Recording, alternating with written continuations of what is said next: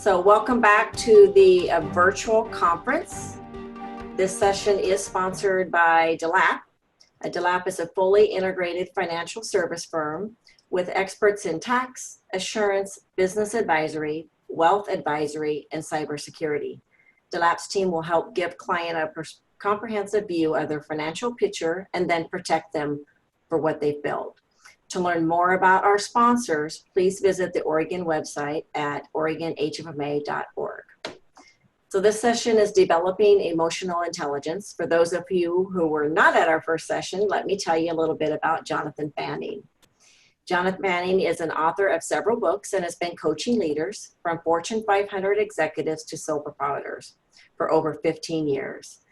A traumatic car accident and several other frying pan moments in the middle of Fanning's career as a management consultant to Fortune 500 companies triggered a quest for a deeper sense of purpose, meaning, and significance. Who are you becoming, and who are you helping others to become? Became central to Jonathan's life, businesses, and speaking. He's inspired and challenged audiences with his message in 49 states and 3 continents. And if you're familiar with the TED Talks, Jonathan was voted the best speaker in recent TED conferences. Welcome back, Jonathan.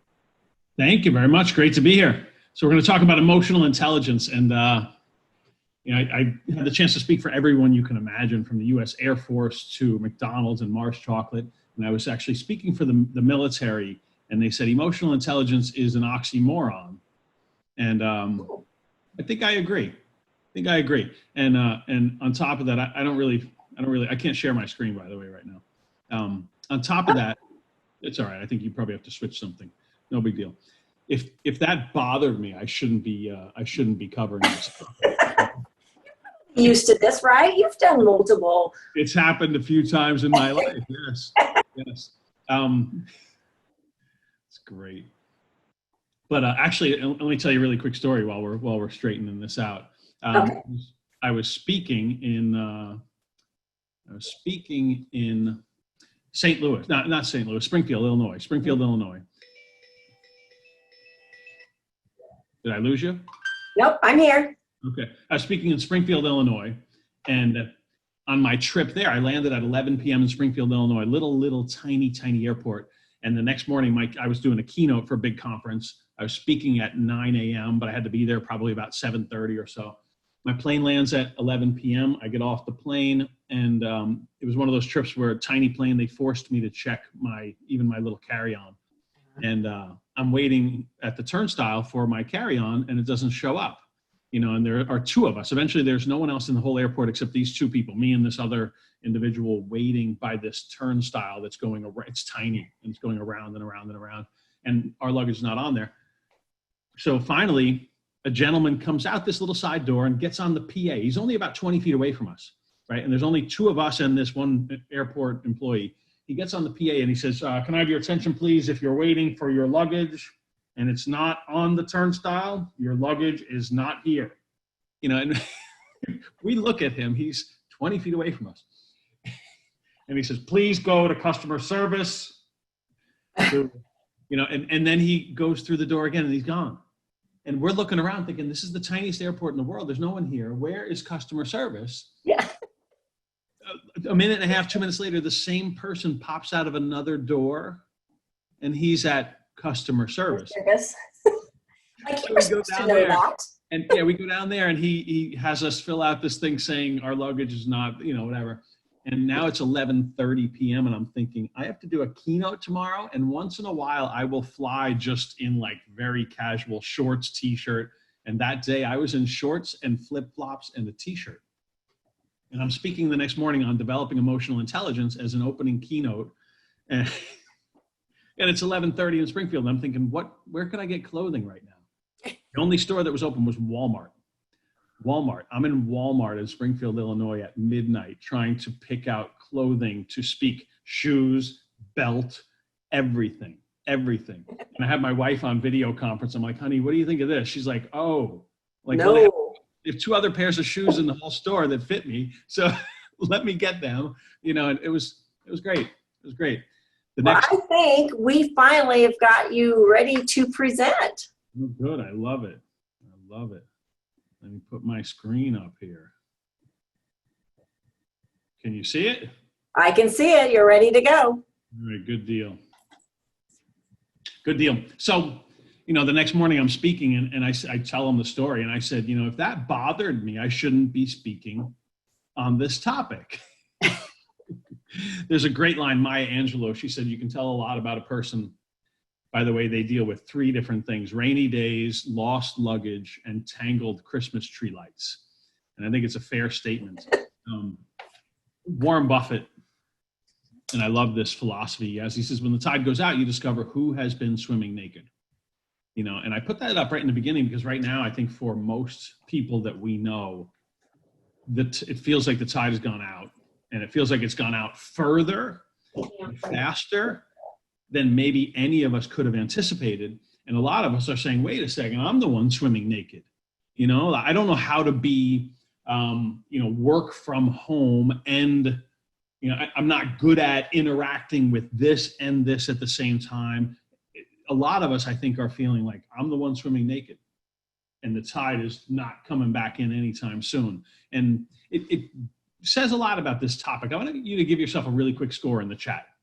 Before I dig into what it is, you've probably heard this topic before. You've seen this topic before. You've heard the phrase emotional intelligence before. Score yourself on your EQ. Your score. So you're gonna make up a number, yes? But 0 to 10. 10, you're consistently world class. I mean, you are good. And a 0 is you're not. You're not even close. 7s, 8s, 6s, 8.5. Nice. All right. Just put your score down. Put your score down. I love the numbers I'm seeing. It reminds me, I see a lot of, okay, all right, 8.697. That's great. I should have known. I met Jeff, I think a couple hours ago. I should have known Jeff would put something like that in there. Thanks, Jeff.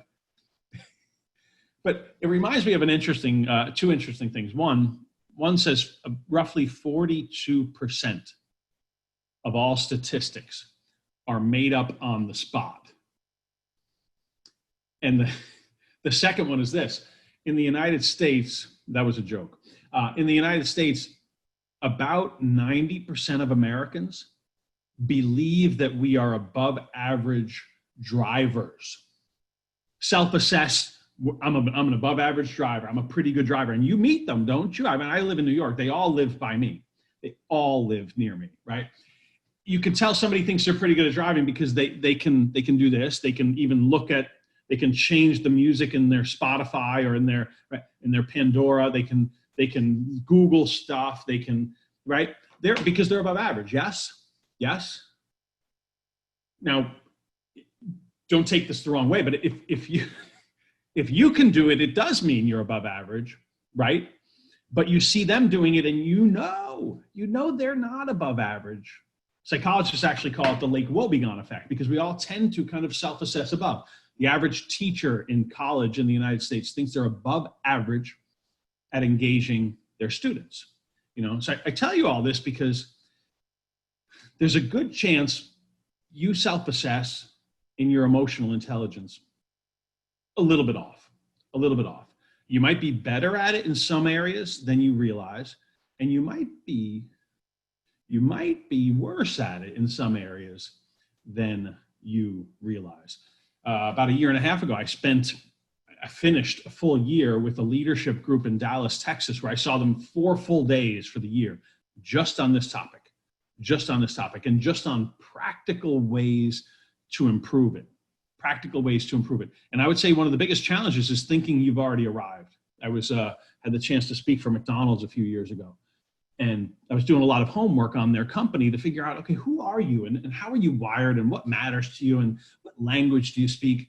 And in talking to the people in McDonald's that had been around for decades, I heard an expression over and over and over again. They said Ray Kroc, when he was building McDonald's, he built McDonald's over the course of about 30 years, from the mid-1950s till he died. I think it was 1984 that he passed away. And when he was building McDonald's, and they all said that the movie, the founder, they said it had little pieces of truth and it had little pieces of Hollywood. Far from perfect, but not as bad as they made him seem in some of the scenes. But they all said the same thing about Ray Kroc at one point. They said Ray Kroc would say this over and over again. He would say, you're green and growing, or you're ripe and rotting. You're green and growing, or you're ripe and rotting. And I would say in the world of emotional intelligence, that is incredibly applicable. If you think you're already good enough, you tend to stop working on it. Daniel Goleman, who coined the phrase emotional intelligence and wrote the first of the big books on this topic a few decades ago now, he said he scores consistently around the 50th percentile in his emotional intelligence. He knows the topic.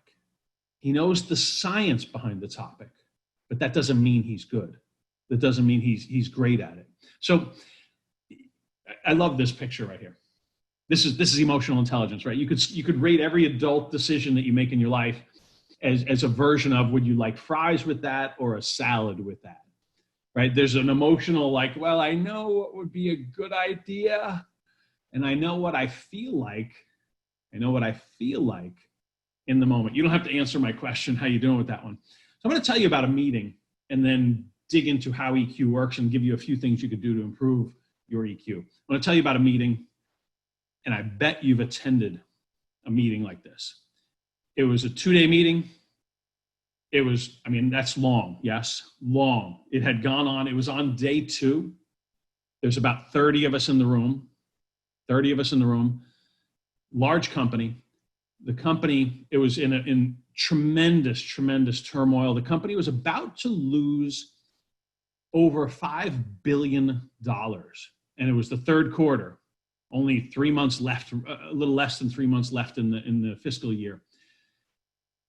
The people in the room were in charge of that, were responsible for that. It's hard to lose $5 billion as a company. Very few companies have ever done it, and they were about to lose that. We're sitting in this meeting, and the boss of all 30 people in the room, he was one of my clients. He loved to set up his room as a U.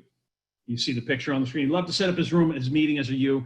We'd have this meeting 4 times a year, same group of people talking through the business, where it is, where it's going, what the game plan is to close the gap. And it's day 2, it's almost lunchtime. So you can imagine this, right? Some serious pressure, stress, yes? I want you to think about this. You've been in a meeting like this before, where it feels like it's been going on forever. Everybody in the room was out of town. So everyone had to catch a flight to go back home. It's almost lunchtime, and you've been not just meeting during the meeting hours, but you've been meeting after and before and during lunch. And your piece, there's a lot of pressure. Everybody's looking at you. So that's where you are, right? It's almost lunchtime. The person in charge of quality is going through slides with lots of statistics, lots of charts, X bar R, 6 Sigma, all this stuff, 30, 35 minutes into the presentation. No one has said a word. Everyone is just sitting there, with this nodding every now and then. You ever nod people on, by the way? You ever nod people on when you're not actually listening? Have you ever done that? Mm-hmm. Quality person is almost done. All of a sudden, there's not a word spoken, but the director leans forward on the table abruptly enough that all of the tables in this U shift. There's 30 people, so it's bigger than the picture you see on the screen. 30 people. Leans forward abruptly enough that everything shifts, and everyone in the room, 29 sets of eyes, turn to look at the director. They look at the director, and they know something is coming. Then they look at the quality person. Then they look back at the director. The director is making this face and then proceeds to, I don't know what the best way to put it is. It's sort of like, this is my favorite picture of it. The director exploded. The director lost it. The director, my youngest daughter, Maya, used to freak out. She would lose it. She'd throw herself upon the floor when she was 1.5 or 2 and, kick and scream. He didn't do that. He didn't throw himself upon the floor, but he freaked out. He lost it. He lost it towards the quality person. He screamed. He says, "What is this? This is a bunch of," and I can't reenact it. Go back a few slides. I am done with this. And he's intense, staring at the quality person. Quality person takes a step forward, takes 2 steps back. Explain to me why I am looking at exactly the same slides I looked at 3 times this year. And he's intense, he's fire, he's quality person. Doesn't say much, goes back a few slides trying to explain something. Finally, the director just shakes his head, puts his head down like this. Just finish. Quality person finishes. And then we break for lunch. So I want you to imagine you're in that room, because you've been in rooms like that. I'm sure you have, where someone loses it towards another person. And you're either one of 3 people, right? You're the one who lost it towards someone. Have you been there? Honestly, have you ever lost it? Have you ever freaked out on someone? We all do it different ways. Some of us do it just with the look, yes? So there's 3 kinds of people in the room. There's the director who lost it, the boss who lost it. There's the quality person who was, I put it in quotes, freaked out upon. And then there are the witnesses. I want you to think through some of the emotions that the attendees experienced when this happened. What emotions did the different attendees experience? I want you to jot them in the comments. The quality person experience, so put a Q hyphen and maybe an emotion or 2 that the quality person was feeling, the person who was presenting and who was interrupted by the boss. Maybe you pick you could just pick one of these. Maybe you put the witness W, and they were experiencing blank. And then put the B, if you want to pick the boss was experiencing blank. As you're doing that, and this is an interesting exercise to think through, regardless of whether you post it or not. If you were in the room and we started walking towards the door to have lunch, you get near the door and you realize you have to present to the whole group right after lunch. You have to talk through your part of the business. What do you do during lunch? What do you do during lunch? Do you go talk to the director? Talk to the quality person? Talk about the director and the quality person? Do you text one of your friends or maybe your significant other saying, hey, maybe it's time to move? You guys still hiring? I love what Aaron says, I wouldn't eat lunch.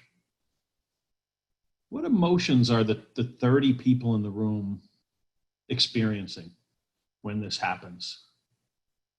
You talk about it, uneasiness, empathy. I see empathy a few times. Empathy towards whom?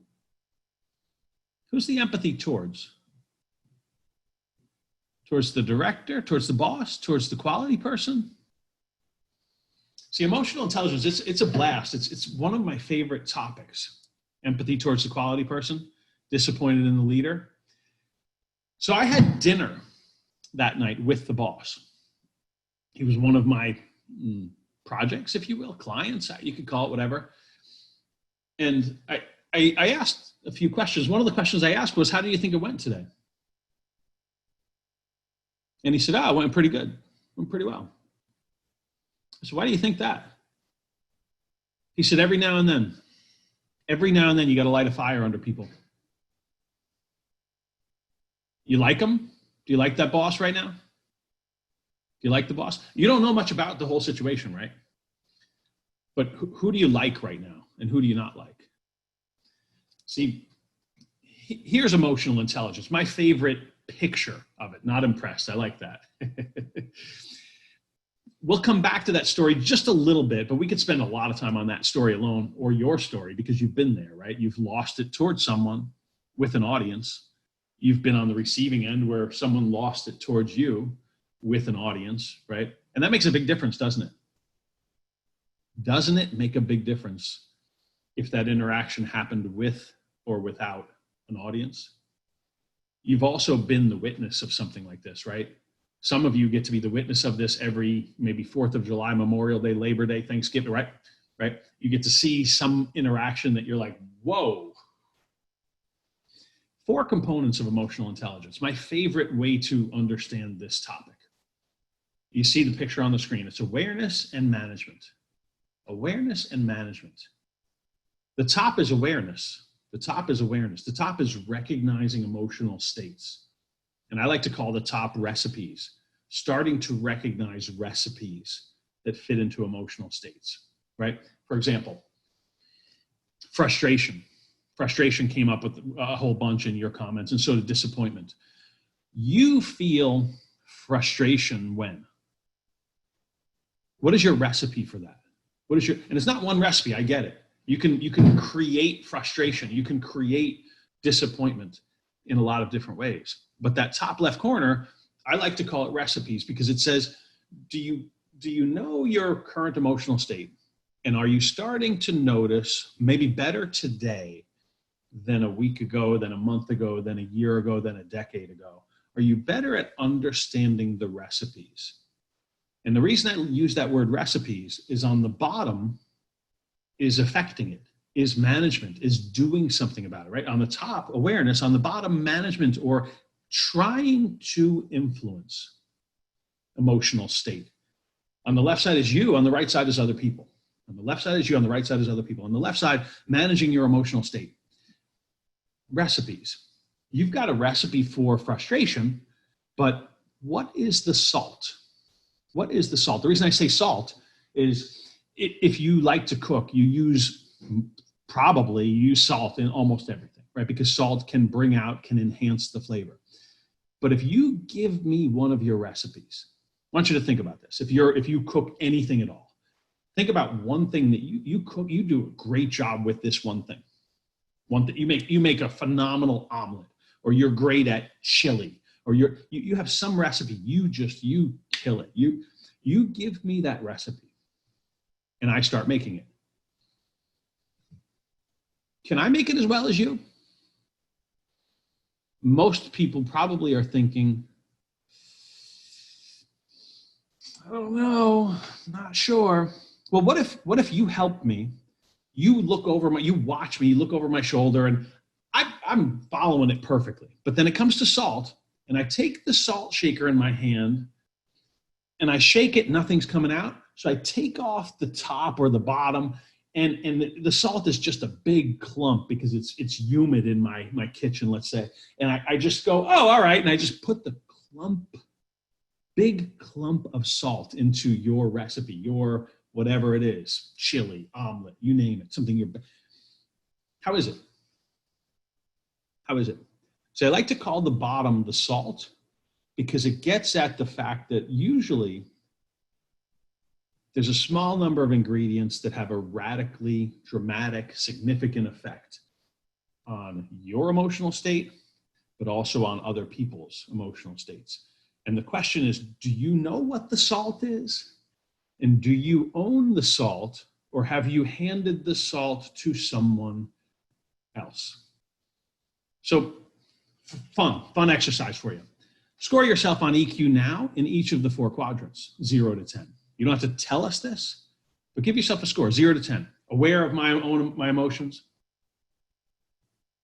And I know the recipes. I know when I'm completely engaged.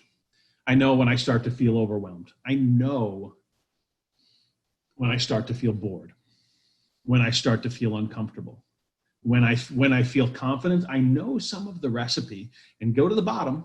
I know what the salt is. And do you control it? Do you control it? So you could score yourself 0 to 10 on all 4, right? But then, and this is where it gets to be, to me, a lot of fun. Pick one person. Pick one person who you gave the salt to and redo your score. Because there's a person like that, isn't there? When you get an email from that person, you get a text from that person, you get a message from that person, you have a meeting with that person. And let me make it like blatantly, they go on vacation for 2 weeks. They're not in the meeting. Same meeting you have every week. You go into that meeting how? And then you find out they came back from vacation early. And your emotional state, right? They have the salt. You have given them the salt. Same thing with the situation. Same thing with the situation. And I was speaking on this topic in Eau Claire, Wisconsin, south of Duluth. I don't know how many hours because I drove to Duluth to speak there the next day. And a woman says, Jonathan, I spent a whole day with her company. She says, Jonathan, I like this topic, but let me show you something because you got to see what I deal with. I said, what do you deal with? She pulls up her phone and she shows me an email she got. And she said, I've got one of those people. Shows me the email. I look at the email, and it says, can you give me an update on this? And I looked at the email and I showed it to her again because I thought maybe I swiped to the side, maybe I went to a different message. She says, yeah, that's my boss. He's one of those people. I said, what, he sent you this email? That's ridiculous. How do you deal, you know? And I'm thinking, what's the story? What are you talking about? She says, do you see what time it was sent? She got the message at about, I think it was 2:17 a.m. on Saturday. She says, who sends this message at 2:17 a.m.? Her boss owns the salt, yes? See, I share this story and I share this picture because for a lot of us, and culturally, especially in the United States right now, we tend to teach this topic, even if it's being taught indirectly, very often as if the bottom, especially the bottom left quadrant, doesn't exist. We use words, we use language that says the bottom doesn't exist. We ask questions like, how'd that make you feel? How'd that make you feel? The question, and we use it all the time. The question, right? We say things like, oh, that really frustrated me. Traffic is really driving me insane, right? We use words and phrases that say the bottom left corner doesn't exist, that say the salt belongs to the world. I've given the salt to the world. My emotional state is not my responsibility. It's someone else's. If you don't believe me, I challenge you. Simplest thing you could do to dramatically improve your EQ is police language for a few blocks of time. Police language for a few blocks, and not necessarily vocalized language. Police the language in your head. This project is really starting to get to me. Lockdown, really, I can't stand what they are doing, what they did, what he or she. Police language for a short amount of time. Police language for a short amount of time to prove to yourself that the bottom left quadrant actually exists, but we do a lot to say that it doesn't. All models are wrong, but some are useful. I'm going to give you a few models really quick. One of them I love to use is an engagement model. I love to do this. I love to translate all emotions into engagement. What I mean by that, let me give you an example. The quality person came into work that day, yes, at a certain level of engagement. Came into work with a certain level of engagement. Let's assume the quality person was like most people in the workforce in the United States, was between 40 and 60% engaged. The average person in the workforce in our country is between 40 and 60% engaged. If you have just 4 employees and they're 50% engaged, you are paying for 4, and the outcome you get is about 2, yes? This should bother you. It should bother you, but you know it's reality, don't you? Because you bring 50% engagement to a task, and you know this. You've experienced this too many times. We don't need a project, a research, a study to prove it to you. When you're going on vacation and you have to get 37 things done before you can leave the office, you make the list and knock it out, don't you? You get it done, right? When you're completely frustrated, overwhelmed, you got that same list, what happens? What happens? And the only thing that changed was your emotional state. The only thing that changed was your emotional state. I want you to plot, where do you think the quality person's engagement went? Which direction? I'd love for you to vote with a plus or a minus. Do you think the quality person's engagement increased after this incident or decreased? Put a plus or a minus. I think the quality person's engagement increased or decreased. I love all the negatives. Laura put 8 negatives or something. Mostly minuses, mostly minuses. What about the witnesses? What about the witnesses? Where did their engagement go? 28 people that weren't the quality person or the boss. Where'd their engagement go? Up or down? Interesting. That's what I get in the real world usually too. Almost everybody says the quality person's engagement went down, right? Question 2 would be how far? How far? How far down? Did it go from 50% engagement down to 30? Because the explosion only lasted a minute or 2. Did the quality person's engagement decrease for a minute or 2? See, the director was pretty convinced that what he did lit a fire under some people. Let me go back to this picture for a second. The director could be very good at the left side. The director, the boss in my story, could be very good at knowing, you know what? No one is bothered that we're about to lose $5 billion. They had to lay off tens of thousands of employees as a result of that year. The director thought, no one is bothered by this. Maybe I need to explode. Maybe I need to let them know that I'm not happy with where we are, that I'm not happy that we're pretending nothing is urgent.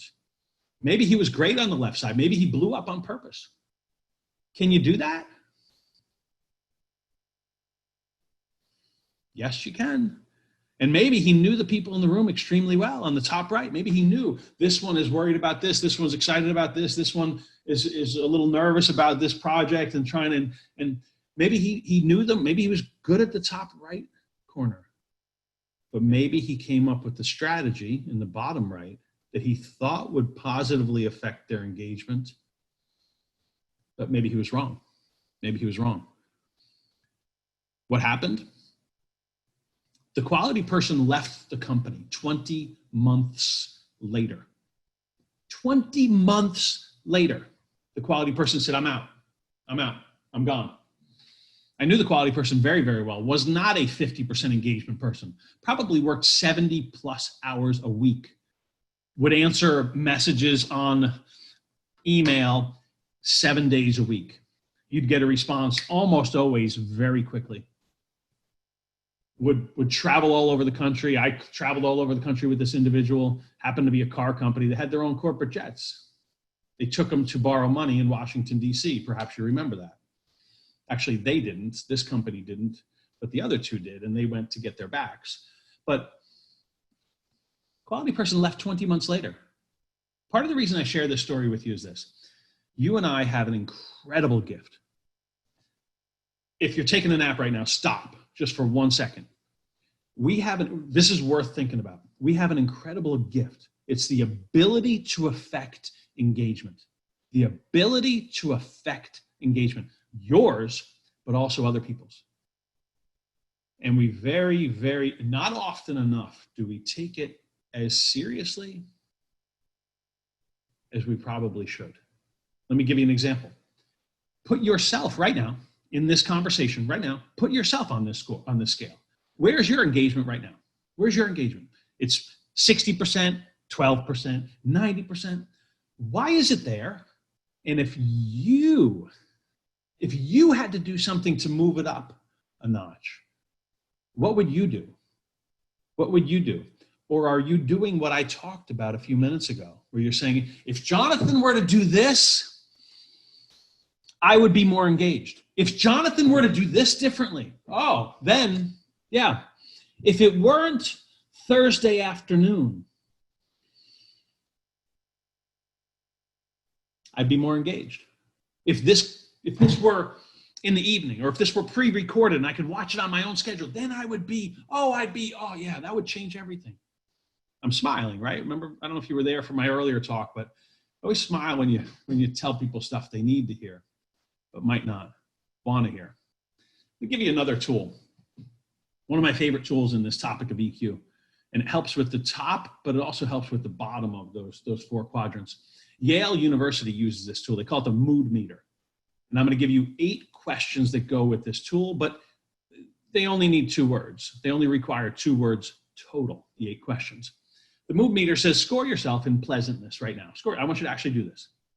You don't have to post it. You don't have to comment it, but score yourself in pleasantness right now. +5 is like you are as pleasant. You're feeling as pleasant as could be. Like, this is the best. I'm so happy. I mean, I could be at Crater Lake, but this is better than that. Pleasantness, off the charts, +5. Pleasantness, -5 is this is the worst experience ever. Extreme unpleasantness. Give yourself a score, and it could be 1.3, it could be 4.6, it could be -2, whatever. Give yourself a score in pleasantness between -5 and +5. Now do the same thing with physical energy. Physical energy. +5 is like, Jonathan, can I talk to the group for a minute because I've got a lot of energy. I want to tell them a few things, and you can't sit down probably if your energy is +5. -5. When I do this in a live, when there are real people in a real world, when we're live, I usually joke that it's the people who sit in the back and they've got the biggest coffee mug on the planet. Maybe they have more than one coffee mug, and when it's empty, they look in there and they're hoping someone near them volunteers to go get coffee, because then that person could refill their cup for them. And if someone near them does say, hey, I want coffee, they say, and the person gets coffee and they say, what do you want in it? And they say, I don't care, whatever you want to put in there. That's -5 energy, yes? So you have yourself a score, right? Where are you? Are you in the yellow, the green, the red, the blue? Where are you? Where are you? See the 8 questions. The 8 questions. 2 words only. Where and how. Where and how. The first where, how is where are you right now on this chart? And the how is either, it could be how'd you get there, or how do you know? How'd you get there, or how do you know? Where are you on the chart? See, Yale University has been using this for I think about 15 years with CEOs of companies and kindergartners, preschool kids even, and everyone in between. And they do it to teach a few things. One is to start figuring out where you are. Where do you spend most of your time? Simple, practical thing you could do. Use this chart, and even if you only use part of it, just use pleasantness or just use physical energy. You want to use the whole thing, use the whole thing. You could even use my picture from before of engagement, but use some tool to measure your reality, and do it a few times throughout the day. Maybe you do it every hour on the hour. Maybe you do it before and after some of your big meetings or interactions. But start doing it a few times a day, just for one day. Just for one day, score yourself a few times and start to figure out, do you spend all of your time in one of the quadrants? Are you always in the yellow? Are you almost always in the red? Do you move around a lot? Do you almost never move around? Where, how? That's the first where, how. Where are you and how do you know? Or how'd you get there? The second where, how is where would you like to be right now? Where would you like to be? And that's given the circumstances, given the current situation. Where would you like to be? And how do you move towards that? How do you move towards that? The next 4 questions are where, how around another person in your world. You've got someone in your world you're trying to influence their emotional state, don't you? Maybe a good friend, maybe one of your employees, maybe one of your peers. You're trying to get them excited about a project, or you're trying to get them to what this boss in my story was trying to do, get people to face reality and get a little upset. He was trying to get them upset, get them to show that they were not happy with the status quo. where are you? How'd you get there? Where do you want to be? How are you going to move? Where's that person in your life right now? How do you know? Or how do they get there? And then where would you like to help move them, and how do you do it? Think through this chart. Spend some time with the chart. I find it incredibly practical and useful. And I use it for a lot of things, but one of the things I use it for is to say, this situation, you want more creativity. We talked about that earlier. You want more creativity. Very often, when you want more creativity, you as a leader might need to scale up, or very often in my case, and probably yours, scale down your energy. You want people to give you their ideas. It might be hard, but ask the question, what are we missing here? And then scale down your energy. You have to give somebody feedback, tough feedback in your work. Where does the feedback come from? Does it come from the right side, the yellow or green, or does it come from the left side? I've watched this so many times in companies. One company I was working with, trying to help them grow, they grew by about 100% in 3 years, doubled their revenues, almost doubled their number of employees over the course of just a few years. And one of their challenges as they were growing and before they could grow at that rate was they'd give people feedback. They were very good at telling the truth, telling people where they stood, but it very rarely came from an appropriate emotional place. Meaning, hey, the expectations are here and you're here. There's a difference to say that. The expectations are here and right now you're here. The expectations are here and you're here. Just a tiny change, yes? But that just gives you a glimpse of, am I coming with the right amount of pleasantness or unpleasantness? I know a lot of people who, they're good at the extremes. I call it penduluming. They're good at going to the extremes of pleasantness. We're having a great time. This is amazing. To enough already. I'm done with this. Where do you want to shift and where do you tend to shift? When you give somebody tough feedback, where does it come from on this little mood meter, this little, right? All models are wrong, but some are useful. I find this one to be incredibly useful. I think we got to wrap up, unfortunately. How are we doing? Aaron asked me to repeat what I said just now. When you're giving people tough feedback, I think that's what you're asking about. When you're giving people tough feedback, where does it come from on this tool, and where would you like it to come from on this tool? I love this tool. I've been using this tool for a few years now. Here's my challenge to you, I guess. It's a very simple challenge. This was kind of like an intro to EQ and give you a few tools. What will you do with it? What will you do with this topic? Because this is the kind of topic that, you could just go back to what I said about recipes, and I'll give you one thing on the screen in a second. You could just go back to what I said about recipes, and you could start mapping out some of your recipes. Map out some of your recipes. Game changer for most people. It's a game changer for most people. Look what I have on the screen. Look at just number 3 for a second. I feel like it was a good day when.